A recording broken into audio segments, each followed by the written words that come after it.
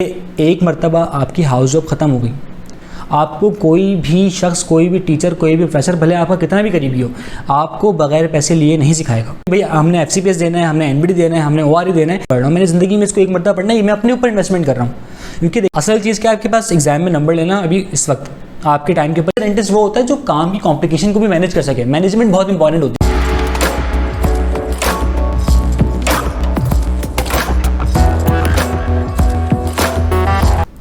अस्सलाम वालेकुम ख़वातीन हज़रात, उम्मीद है आप लोग खैरियत से होंगे। दिस योर होस्ट डॉक्टर हाज़िर खुर्शीद।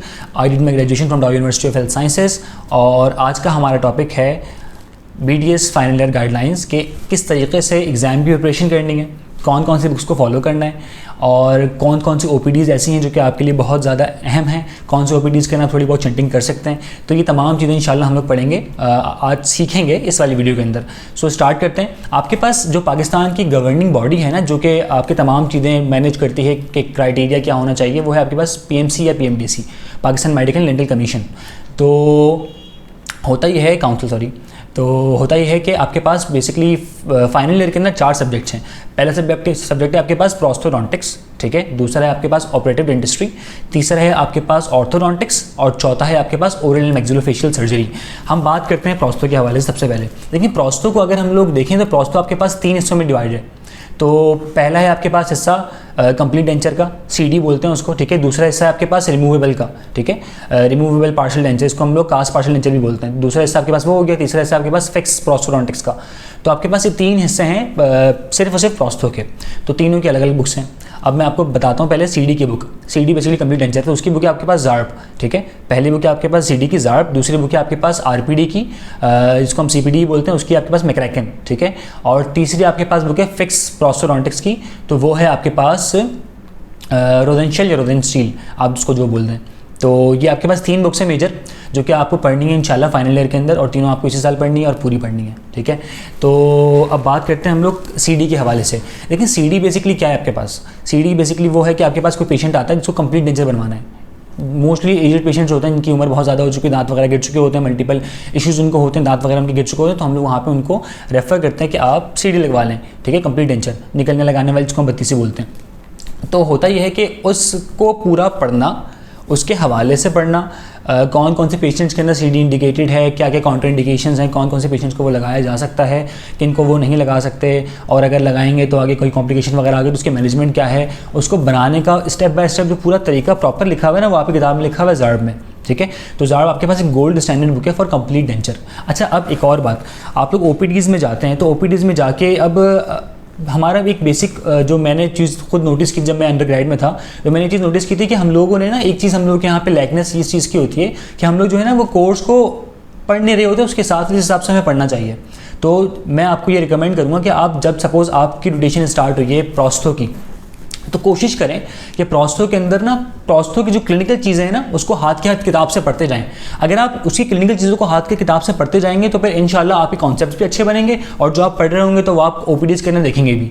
आपकी सपोज ड्यूरेशन स्टार्ट हुई है सर्जरी की, तो आप सर्जरी के अंदर आप एक्सोडोंशिया या फिर आप कॉम्प्लेक्स आप इन्फेक्शन वगैरह पढ़ रहे हैं, तो आप उसको अपनी बुक से पढ़ें, बुक से भी पढ़ें और साथ के साथ उसको OPDs के अंदर प्रैक्टिस भी करें। तो कोशिश ये होनी चाहिए कि आप जिस OPD के अंदर है ना, वो OPD के अंदर आप रहते हुए कोशिश करें। सपोज आपकी 2 महीने की ड्यूरेशन है, तो अपना ना माइंड बनाएं कि 2 महीने के अंदर अंदर आपको जो है ना वो प्रॉपर प्रोस्थो पढ़नी है।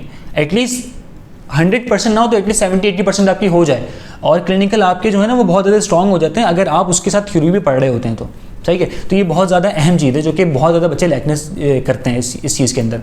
तो उसके प्रोस्थो के CD के अंदर बेसिकली आपके पास जो मेन पार्ट है वो है आपके पास इंप्रेशन टेकिंग, जॉ रिकॉर्ड, ये कुछ चैप्टर्स हैं जो कि आपको ज़ार्ब में मिल जाएंगे, जो कि लाइन से लिखे हुए होंगे।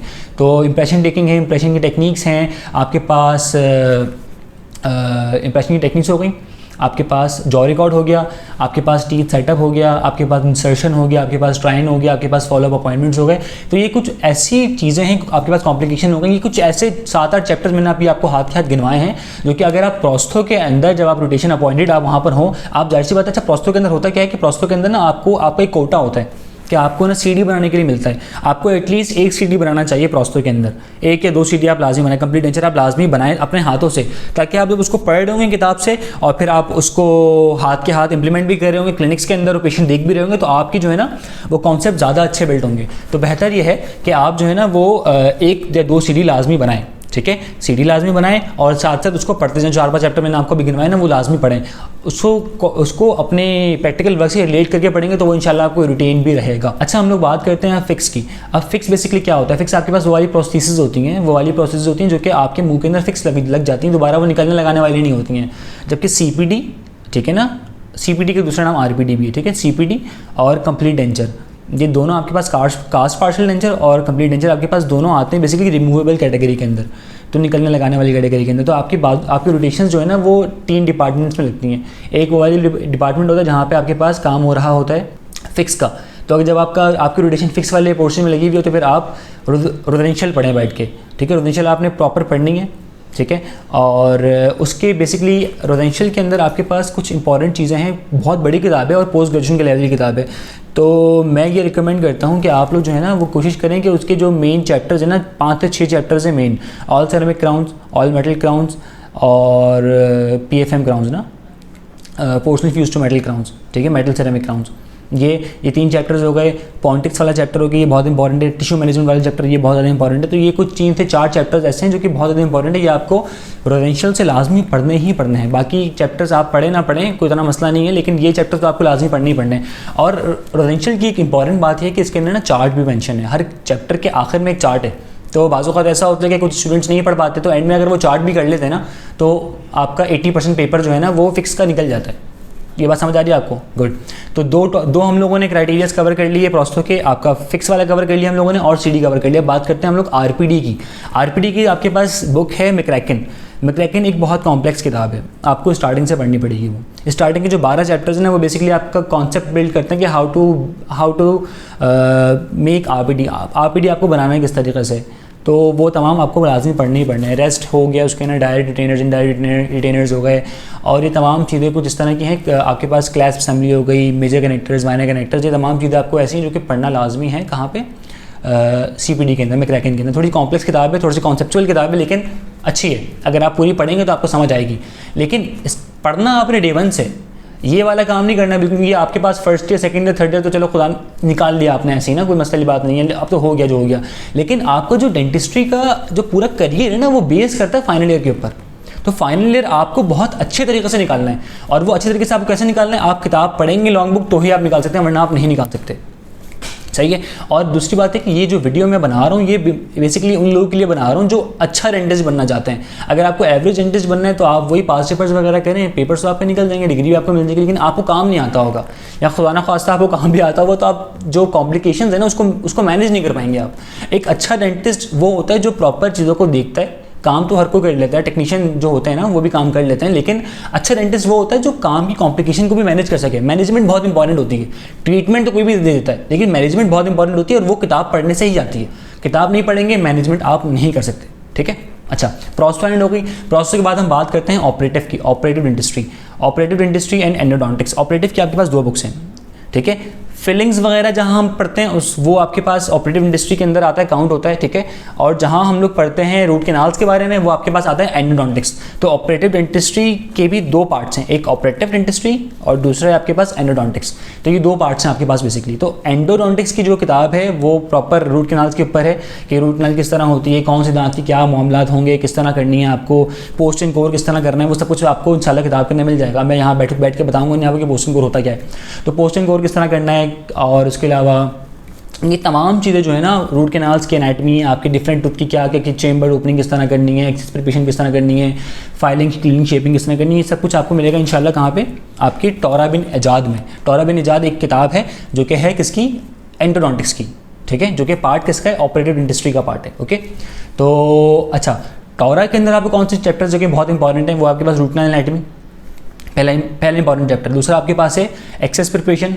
तीसरा आपके पास क्लीनिंग एंड फिनिशिंग। चौथा है आपके पास ऑब्चुरेशन एंड टेम्पोराइजेशन। पांचवा आपके पास मिसहैप्स। ये बहुत इंपॉर्टेंट, कुछ 4 से 5 चैप्टर्स मैंने आपको गिनवाएं। ज़रूरी नहीं कि आप सिर्फ यही करके जाएं, लेकिन इसके अलावा आप और भी कर सकते हैं। समझ आ गया? सो बेसिकली आपके पास ऑपरेटिव इंडस्ट्री की जो किताब है वो है आपके पास समिट एक गोल्ड स्टैंडर्ड बुक है ऑपरेटिव इंडस्ट्री के हिसाब से। तो फिलिंग्स वगैरह के बारे में हम उसमें पढ़ते हैं। तो क्लास 1 से क्लास 5 तक की रेस्टोरेशंस मतलब फिलिंग्स, वो चैप्टर बहुत इंपॉर्टेंट है। आपके पास एमएलगम वाला चैप्टर बहुत इंपॉर्टेंट है। आपके पास एडेसिव रेजिन वाला चैप्टर बहुत ज़्यादा इंपॉर्टेंट है। आपके पास पल्पल कंसिडरेशन वाले बहुत इंपॉर्टेंट है। आपके पास बायोलॉजिकल कंसिडरेशन विर्थ वाला जो चैप्टर है एंड में लिखा हुआ चैप्टर नंबर के आखिर में बिल्कुल, तो वो बहुत इंपॉर्टेंट है। केरीज वाला चैप्टर बहुत ज़्यादा इंपॉर्टेंट है। तो ये कुछ 4 से 5 चैप्टर ऐसे हैं जो कि आपको करने ही करने हैं, ठीक है। और कलर शेडिंग वाला चैप्टर है वो भी थोड़ा सा इंपॉर्टेंट है। और वाइवा के हिसाब से एक चैप्टर होता है आपके पास आइसोलेशन, फील्ड आइसोलेशन वाला, इसमें रबर डैम वगैरह दिखाते हैं, वेज लगाना, टॉफिल मैर वगैरह सेट करने, ये तमाम चीज़ें बहुत इंपॉर्टेंट। अच्छा, ओपीडीज़ के अंदर आप लोग जाते हैं तो ओपीडीज़ में जाके कोशिश करें कि इस बात को देखें कि आप मैक्सिमम फिलिंग करें, ठीक है। कॉम्पोजिट की हो कॉम्पोजिट ही करें। आपके पास अमेलगम की फिलिंग्स हो तो आप अमेलगम की फिलिंग्स करें। जो आपको मिल रहा है ओपीडी में काम वो करें, ठीक है।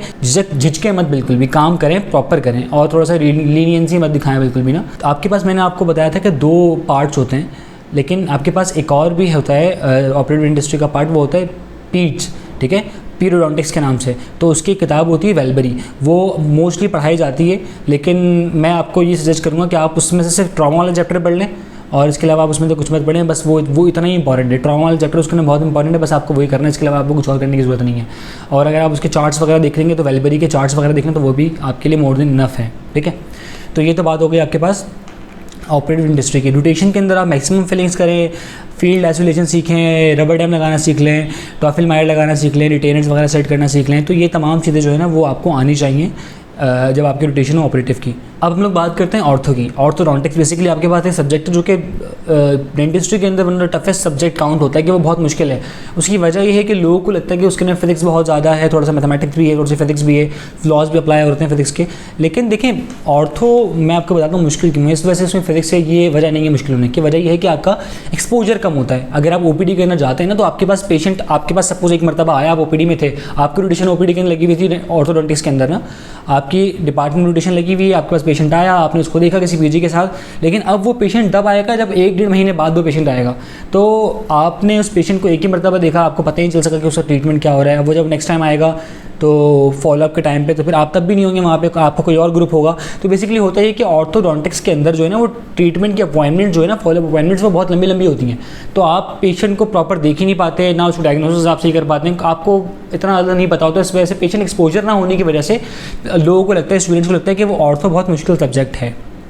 ऑर्थो की जो बुक है बेसिकली वो गोल्ड स्टैंडर्ड बुक पूरी दुनिया में वही पढ़ाई जाती है। प्रॉफिट बहुत मानी जानी किताब है वो, प्रॉफिट के नाम से। अच्छा, प्रॉफिट के अलावा एक और शॉर्ट बुक भी आती है, भालाजी, एक इंडियन बुक है, मैं उसको इतना रिकमेंड नहीं करता, लेकिन आपके पास एक अच्छी किताब प्रॉफिट है। अच्छा, प्रॉफिट एक मुश्किल किताब है, लेकिन वो मुश्किल किताब क्यों है? मुश्किल किताब इस वजह से है वो, अगर आप उसमें से बीच में चैप्टर्स निकाल के पढ़ेंगे तो वो आपको बहुत मुश्किल लगेगी। लेकिन प्रॉफिट एक ऐसी किताब है जो कि अगर आप A to Z पढ़ेंगे ना तभी वो आपको आसान लगेगी। तो कोशिश करें कि उसको पेज 1 से लेके आखिरी पेज तक पढ़ें, तब आपको जाके समझ आएगी कि असल में इसमें हो क्या रहा है। और तो समझने में भी थोड़ा टाइम लगता है, उसके प्रिंसिपल्स वगैरह होते हैं। तो एक बहुत कोई कॉम्प्लिकेटेड किताब तो खैर नहीं कह सकते इसको, लेकिन मुश्किल किताब है ये, बहुत ज़्यादा मुश्किल लेकिन मुश्किल किताब है ये, तो आपको थोड़ा टाइम देना पड़ता है इसको, ठीक है। तो अच्छा, प्रॉफिट आपने एक मरतबा पढ़ ली, 1000 से 1500 पेज की वो एक किताब है, आपने एक मरतबा पढ़ ली। लेकिन अब ऑब्वियसली बात है कि वो आप पूरा साल तो पढ़ लेंगे, लेकिन आप एग्ज़ाम से एक रात पहले उसको कैसे रिवाइज़ करेंगे? सवाल तो ये आता है ना। असल चीज़ क्या है, आपके पास एग्ज़ाम में नंबर लेना अभी इस वक्त आपके टाइम के ऊपर इंपॉर्टेंट ये है कि आपने एग्ज़ाम में नंबर लेना है। वो नंबर कैसे लेना है? अब या तो आप नोट्स बनाए प्रॉफिट पढ़ के, या उसके अलावा एक और तरीका आपके पास ये हो सकता है कि एक नोट्स आते हैं डॉक्टर एहसानुल्लाह डियाल के, जो कि पूरी जिन्ना सिंध मेडिकल यूनिवर्सिटी और उसके जो एफिलिएट्स हैं ना वो उस नोट्स को बहुत फॉलो करते हैं और बहुत अच्छे नोट्स हैं, मैंने खुद भी पढ़ा है उनसे। तो वो काफ़ी अच्छे कॉम्प्रहेंसिव नोट्स हैं, बहुत अच्छा लिखा है उसके अंदर, कलरफुल नोट्स है। तो आप वो परचेज़ करें, मैं आपको रिकमेंड करूँगा कि आप वो ले लें। डॉक्टर एहसानुल्लाह डियाल के नोट्स हैं, थोड़े से एक्सपेंसिव में पता नहीं आएगी, 1000-1500 के एक नोट्स होते हैं, वो आप आराम से ले सकते हैं। तो वो बहुत अच्छे हैं, आपको एक रिवीजन के लिए बहुत इंपॉर्टेंट है वो। अप्लायंसेस वगैरह हर चीज़ बहुत ना अलग अलग करके उसके अंदर लिखा हुआ है। तो आपके प्रॉफिट प्रॉपर पढ़ें, पूरा साल पढ़ें, एंड तक पढ़ें, लेकिन एंड में रिवाइज़ कहाँ से करें? डॉक्टर एहसानुल्लाह डियाल के नोट्स से। ये इंपॉर्टेंट चीज़ है, ठीक है। ये बात हो गई। अब बात करते हैं हम लोग last but not least surgery की। लेकिन सर्जरी की आपके पास जो गोल्ड स्टैंडर्ड बुक है वो है आपके पास, जो किताब रिकमेंडेड है वो आपके पास टकर, ठीक है। ओरल एंड मैक्सिलोफेशियल सर्जरी की आपके पास जो बुक रिकमेंडेड है वो है टकर, हर जगह पे ऑलमोस्ट ये पढ़ाई जाती है, सही है। अब टकर एक ऐसी किताब है जो कि मेडिसिन से बहुत लिंक करती है, क्योंकि ऑब्वियसली बात है कि दांत एक्सट्रैक्शन हो रही है, आपके पास डिफरेंट पेशेंट्स आते हैं, मेडिकली कॉम्प्रोमाइज आते हैं, तो हर तरह के पेशेंट को देखना पड़ता है ओपीडी के अंदर, तो आपको वो बहुत अच्छी किताब है। अच्छा, उस किताब की ख़ास बात यह है कि आपको जब आप पढ़ें उसको तो आप कोशिश करें कि उसको रोटेशन के साथ पढ़ें। रोटेशन के साथ आप लोग इस वजह से पढ़ें ताकि आप जब जो टेक्निक्स में पढ़ रहे हैं वो टेक्निक्स आप जाके ओपीडी में अप्लाई करें, ठीक है। तो जो आप पढ़ रहे हैं आप उसी को जाके ओपीडी के अंदर अप्लाई भी करें। उसमें अच्छा, ओपीडीज़ के अंदर ज़्यादा इंपॉर्टेंट चीज़ें सीखने वाली क्या, इन्फिल्ट्रेट देना आपको आना चाहिए, ठीक है, आपको ब्लॉक देना आना चाहिए, आपको एकिनोज़ो टेक्निक आनी चाहिए, आपको गाउगेट्स आनी चाहिए। ये कुछ चीज़ें ऐसी हैं जो कि आपको लाजमी आनी चाहिए और पेशेंट के ऊपर आपने एक मतलब की भी हो।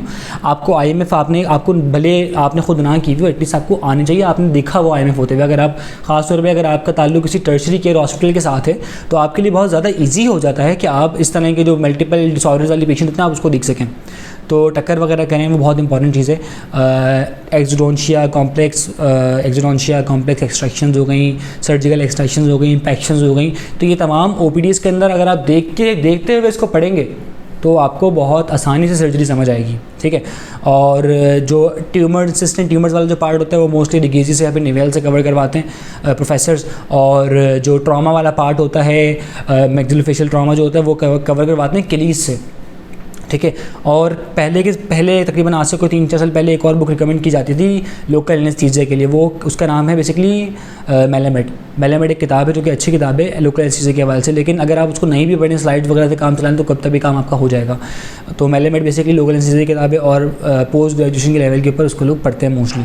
तो ये है आपके पास basically totally all about your BDS final year. अच्छा, अब कुछ बातें ऐसी हैं जो कि मैं आपको बताना चाहता हूँ। देखिए, BDS फाइनल ईयर की किताबें जो है ना वो बहुत बड़ी हैं, किताबें बहुत बड़ी हैं, लेकिन आपको उनको पढ़ना किस तरीक़े से और क्यों पढ़ना है आपको, क्योंकि अब देखें बात सारी ये होती है कि अगर आप 800 पेज की किताब पढ़ रहे हैं ना तो बार बार ना आपकी मोटिवेशन जो है ना आप वो लूज़ कर रहे होते हैं। आप जहन में ये सोच के पढ़ें कि मैं इस किताब को पढ़ रहा हूँ और मैं इसको once in a lifetime पढ़ रहा हूँ, मैंने ज़िंदगी में इसको एक मरतबा पढ़ना है, मैं अपने ऊपर इन्वेस्टमेंट कर रहा हूँ। क्योंकि देखें, किताबें लॉन्ग बुक पढ़ेंगे तभी आप कॉम्प्लिकेशन को ट्रीट कर सकेंगे, तभी आप मैनेजमेंट को प्रॉपर कर सकेंगे। ट्रीटमेंट को मैंने आपको पहले भी कहा, ट्रीटमेंट कोई भी प्रोवाइड कर देता है, लेकिन ट्रीटमेंट के अंदर कॉम्प्लिकेशंस आते हैं जो कि आने होते हैं, लाजमी आ जाते हैं, ठीक है। तो कॉम्प्लिकेशंस को ट्रीट करना बेसिकली एक डेंटिस्ट का काम होता है, ठीक है। तो ये आप तभी पढ़ सकते हैं जब आप प्रॉपर लॉन्ग बुक्स को पढ़ेंगे। लॉन्ग बुक्स को पढ़ने का आपके पास फ़ायदा क्या होता है? देखें, आपने एक मरतबा अपने ऊपर इन्वेस्टमेंट कर लिया, आपने एक प्रॉपर किताब को पढ़ लिया। अब ये है कि आप NBD दें US के एग्ज़ाम, आप ORE दें UK के एग्ज़ाम, आप FCPS दें यहाँ के एग्ज़ाम, आप MDS के एग्ज़ाम दें, आप कोई भी एग्ज़ाम दें, दुनिया कोई भी किसी भी कोने का आप एग्ज़ाम देंगे ना अगर, तो आपको सिर्फ और सिर्फ 15-20 मिनट चाहिए होंगे एक चैप्टर के रिव्यू के लिए। समझ रहे हैं बात को? तो ये बेसिकली बहुत इंपॉर्टेंट चीज़ है कि आप अंडर ग्रेड लाइफ के अंदर अपने ऊपर इन्वेस्टमेंट करें और प्रॉपर एक मरतबा पढ़ लें, सही है। देखो, फाइनल ईयर और आपके पास जो हाउस जॉब वाला टाइम होता है ना, ये आपके पास वो वाला टाइम होता है जो गोल्डन टाइम होता है। आप इसके अंदर जितनी चाहें किताबें पढ़ सकते हैं, टेक्स्ट बुक्स। एक मरतबा हाउस जॉब ख़त्म, अब आपको लगी हुई कि भाई हमने FCPS देना है, हमने NBD देना है, हमने ORE देना है, तो फिर आप जो है ना फिर टेक्स्ट बुक्स नहीं पढ़ते, फिर आपके पास इतना टाइम नहीं है कि आप बैठ के टेक्स्ट बुक के ऊपर अपनी मगजमारी वगैरह करें। आप सिर्फ और सिर्फ पढ़ते हैं फिर MCQs की बुक्स, ठीक है। तो बेहतर ये है कि आपके पास जो ये गोल्डन एरा है ना आपका फाइनल ईयर का और हाउस जॉब वाला जो एरा है, इसको आप प्रॉपर पढ़ें। और एक और बात, मेरी बहुत इंपॉर्टेंट बात है, कान खोल के सुने, कि एक मरतबा आपकी हाउस जॉब ख़त्म हो गई, आपको कोई भी शख्स, कोई भी टीचर, कोई भी प्रोफेसर, भले आपका कितना भी करीबी हो, आपको बग़ैर पैसे लिए नहीं सिखाएगा। आपको जो टीचर्स होंगे वो आपको वर्कशॉप से थ्रू समझाएंगे, वो आपको पैसे लेके समझाएंगे। तो आपके पास फाइनल ईयर और हाउस जॉब का ही वो टाइम है जब आप टीचर से फ्री ऑफ कॉस्ट सवाल भी पूछेंगे तो आपको जवाब भी मिलेंगे। आप कॉन्सेप्ट्स क्लियर करना चाहेंगे, डाउट्स क्लियर करना चाहेंगे तो आपके वो डाउट्स भी टीचर्स क्लियर करेंगे। फिर वो OPD के अंदर हों, ऑफिस में जाके हों, उनके पास से कहीं भी किसी भी तरीके से हों, वो आपके डाउट्स क्लियर करेंगे। But once you are graduated, एक मरतबा आप ग्रेजुएट हो गए, उसके बाद से फिर आपके पास कोई चांस नहीं होगा, फिर आपको वर्कशॉप से अटेंड करनी पड़ेगी महंगी। तो यही आजकल ट्रेंड चल रहा है। तो बेहतर ये है कि फाइनल को बहुत अच्छे तरीके से करें, अपने ऊपर इन्वेस्टमेंट करें, ये बहुत ज़्यादा इंपॉर्टेंट है, ठीक है। तो आज के लिए इतना ही। अपना बहुत सारा ख्याल रखिएगा, फाइनल को बहुत अच्छे से पढ़ें। Wish you all the best. अल्लाह हाफिज़।